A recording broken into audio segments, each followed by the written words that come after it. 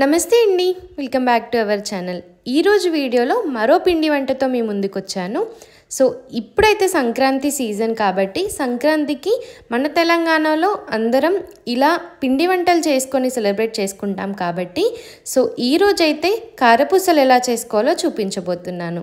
So ఈ కారపూసలు చేసుకోవడానికి నేను ఇక్కడ తీసుకున్న పిండి వచ్చేసి కారపూస పిండి. కేజీ బియ్యానికి కేజీ శనగపప్పు వేసి ఇలా మనం గిర్నికి వేసి పిండి రెడీ చేసుకోవాలి. సో కేజీకి ఎంత ఉప్పు పడుతుంది అని అంటే కేజీకి పిరికడు మన హ్యాండ్ ఫుల్ ఆఫ్ ఉప్పు వేసుకోవాలి. సో ఇక్కడ మన పిండి క్వాంటిటీ వచ్చేసి 2 kgs కాబట్టి 2 గుప్పెట్లు ఉప్పు వేసుకుంటున్నాను, అంటే 2 హ్యాండ్ఫుల్ ఆఫ్ ఉప్పు వేసుకుంటున్నాను. సేమ్ అదేవిధంగా కారం కూడా అంతే అండి. ఎంత కేజీస్ తీసుకుంటామో అంత హ్యాండ్ఫుల్ ఆఫ్ ఉప్పు వేసుకోవాలి, అంత హ్యాండ్ఫుల్ ఆఫ్ కారం వేసుకోవాలి. ఇక్కడ చూపించినట్టుగానే వేసుకోండి, మరి ఓవర్ఫుల్గా కాదు. మన 4 fingers క్లోజ్ చేసినప్పుడు ఆ హ్యాండ్లో ఎంతవరకు అయితే క్వాంటిటీ పడుతుందో అంత. సో ఈ ఉప్పు కారం వేసేసుకొని మంచిగా మిక్స్ చేసుకోండి. ఇలా మిక్స్ చేసుకున్న తర్వాత దీంట్లోకి వెల్లుల్లి జీలకర్ర కూడా మనం మిక్సీ పట్టి వేసుకోవచ్చండి. కానీ నేనైతే డైరెక్ట్ బియ్యం అలాగే పప్పును పట్టిస్తున్నప్పుడే దాంట్లోకి వెల్లుల్లి అలాగే జీలకర్ర వేసి పట్టించానండి.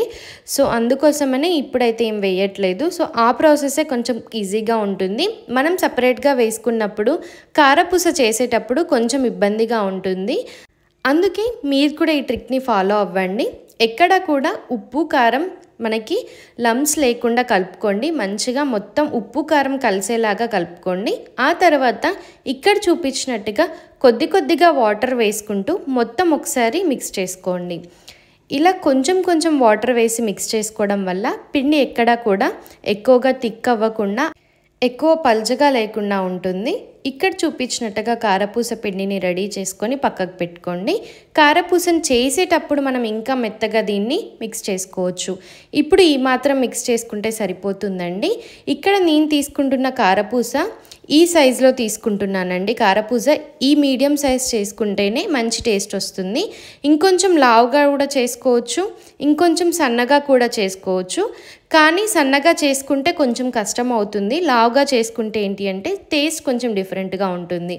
సో నేను తీసుకున్న ఈ మిషన్లో మనం ప్రిపేర్ చేసుకున్న ఈ కారపూస పిండిని వేసి ఒకసారి క్లోజ్ చేసేసుకొని డైరెక్ట్ ఆయిల్లోనే వేయకుండా ఇలా ఫస్ట్ ప్లేట్ పైన వేసి ఆయిల్లో వేస్తే మంచి షేప్ వస్తుంది.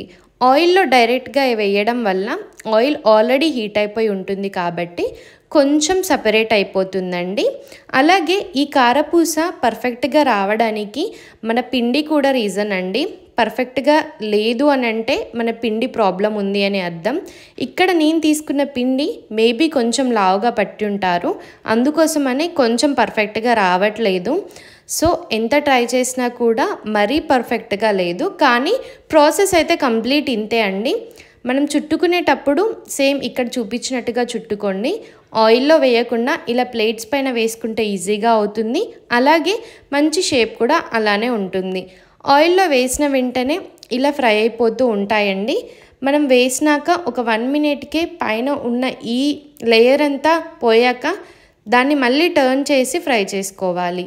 సేమ్ అదే విధంగా అన్ని కారపూసల్ని కూడా సేమ్ ప్లేట్ పైన చుట్టేసి ఆయిల్లో వేసుకోవాలి. మీరు కూడా ఇలా ప్లేట్ పైన వేసి ఆయిల్లో వేయడం ఈసారి ట్రై చేయండి. ఇలా చేసేసుకొని ఇక్కడ చూపించినట్టుగా 2 sides టర్న్ చేసుకుంటూ కారపూసను ఫ్రై చేసుకోవడమే అండి. కలర్ కొంచెం బ్రౌన్ కలర్కి వచ్చేంత వరకు ఉంచుకోవాలి. ఇవి లోపల ఉన్నప్పుడు కొంచెం వైటిష్గానే అనిపిస్తాయి, బయటికి తీసాక మంచిగా కలర్ వస్తాయి. సో చూసుకొని జాగ్రత్తగా లో టు మీడియం ఫ్లేమ్లో అడ్జస్ట్ చేసుకొని వీటిని ఫ్రై చేసుకోవాలి.